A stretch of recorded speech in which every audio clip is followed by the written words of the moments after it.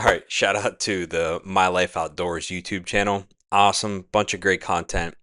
We have a video here today. It's 7 small changes to improve your backpacking forever.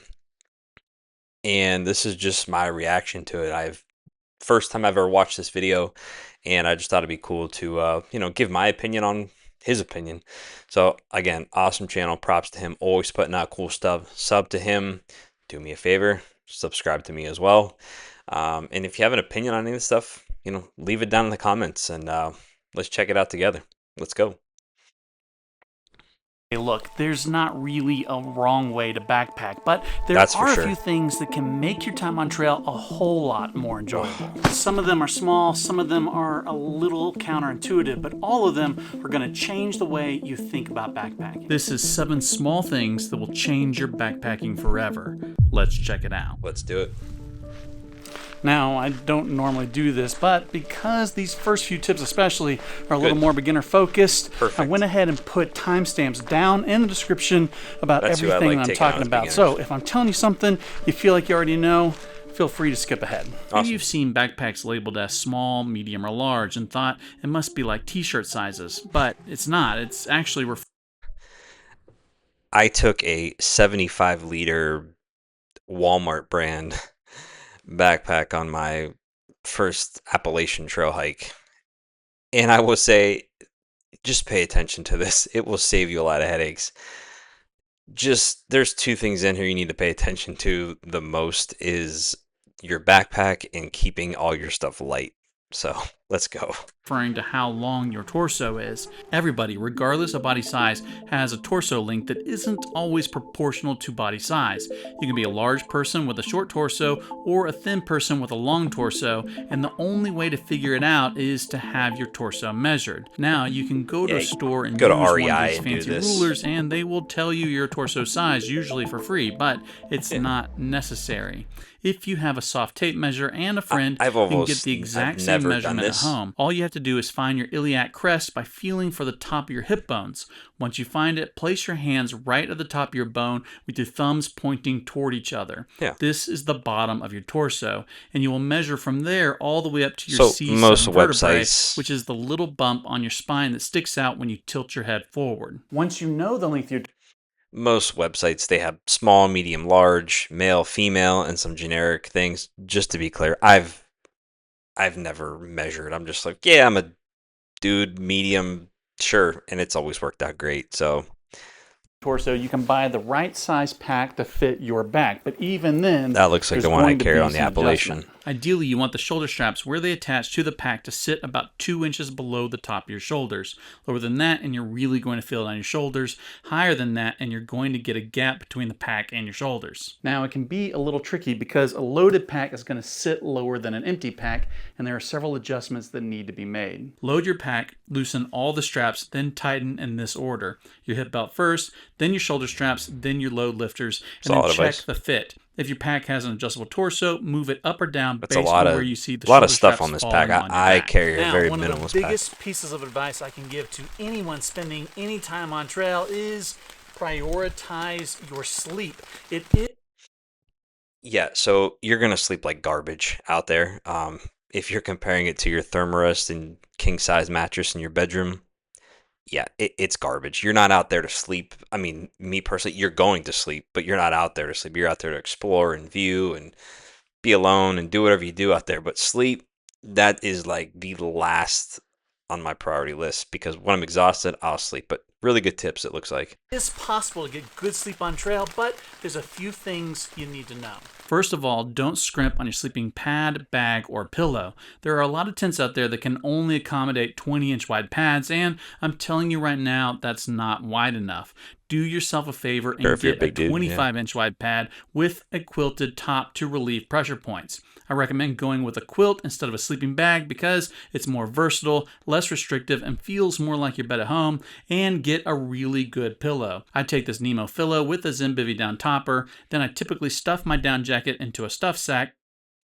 I've genuinely never seen this done before, and I mean, I'm an experienced hiker. I've never done this. This makes me want to like bring an extra one and dump, whatever I use in there, dump it out. I normally just sleep on like my hoodie or whatever, my jacket or something. Yeah, this is awesome. I'm definitely going to do this. To serve as a second pillow that Not I the put second between my pillow, but knees. as But the gear first is pillow. only part of the equation. To get the best sleep on trail, you want to find the flattest ground you can and then put your head slightly uphill.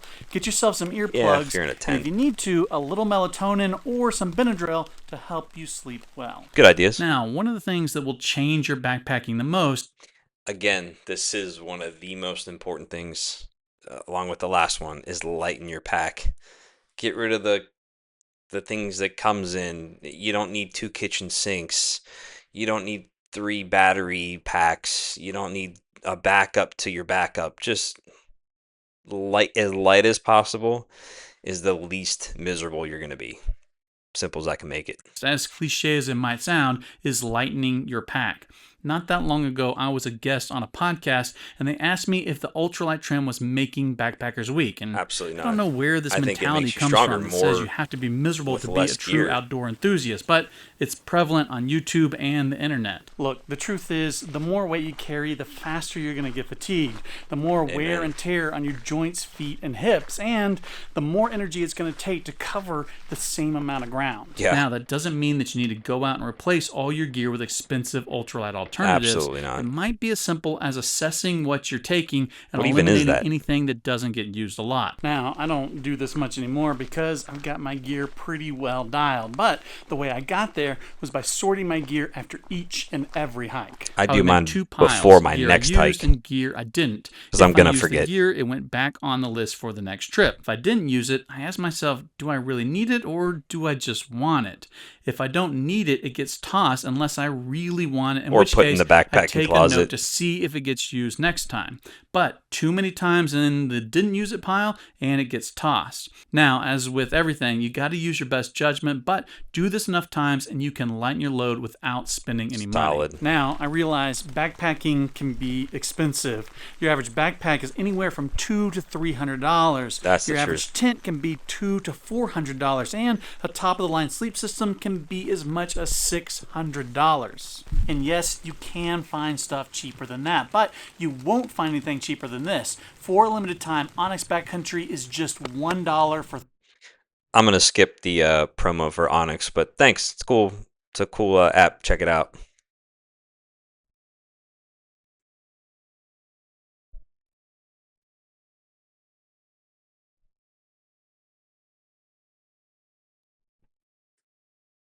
you were expecting something to be hard, it can still surprise you. On a good day, you have thousands of feet of elevation gain, risk of sunburn, mosquitoes. Oh, this is sore called feet, Embrace and the that's Suck. when everything goes as planned. On a bad day, things could get much worse. Over the years, I've learned that if you really want to enjoy backpacking, you really have to embrace the suck of it Yep. all. Now, what do I mean by that? Well, I believe hiking and backpacking is about 90% mental, which means if you're I'm gonna have to disagree with that.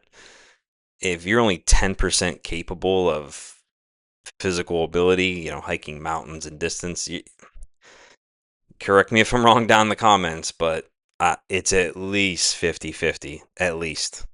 expecting a hike to be hard and you believe you can do it, you probably can. No matter what Probably. equipment you have, no matter what skills you have, no matter how much you've trained, 90% of it comes down to believing you can do it. Oh, that's a big one, yeah. On the flip side, if you're expecting a hike to be easy and then it turns out to be hard, you're much more likely to hate it. Yeah, we all know that That's what guy. I mean by embrace the suck. If you're expecting the climb or the weather or really any part of your hike to be hard and you challenge yourself to do it anyway, you are much more likely to enjoy it when it does start to suck. 100%. Brings me to my next point.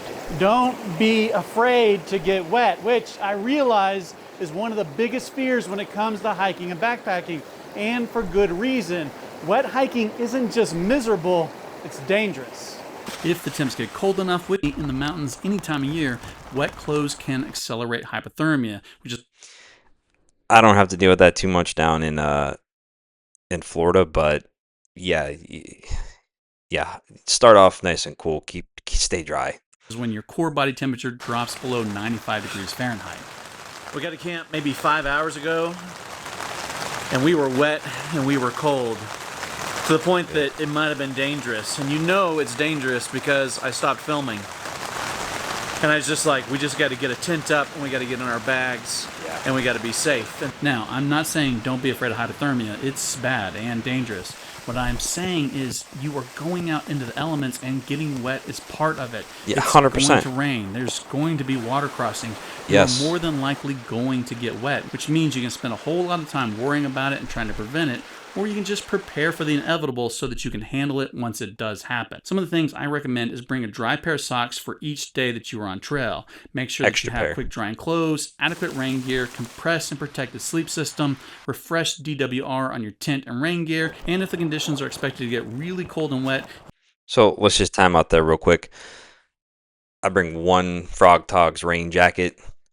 I put a Nyla Flume, if I'm pronouncing it wrong, I'm sorry, liner in my already waterproof backpack. I don't put anything on my tent because it's already waterproof, but solid advice here. You might even consider bringing a dry change of clothes. Yes. Because if you are prepared to get wet, then it won't be as miserable and dangerous when you inevitably do get wet. But this all needs to come with a word of caution. You should always hike within your ability. Mental preparation will only take you so far, and nothing 100%. can replace experience and skill. If you have never hiked for multiple days in the mountains with lots of elevation gain and rapidly changing conditions, you shouldn't do that for your next hike either. It's okay to slowly build up skills, knowledge, and experience, and it's okay to...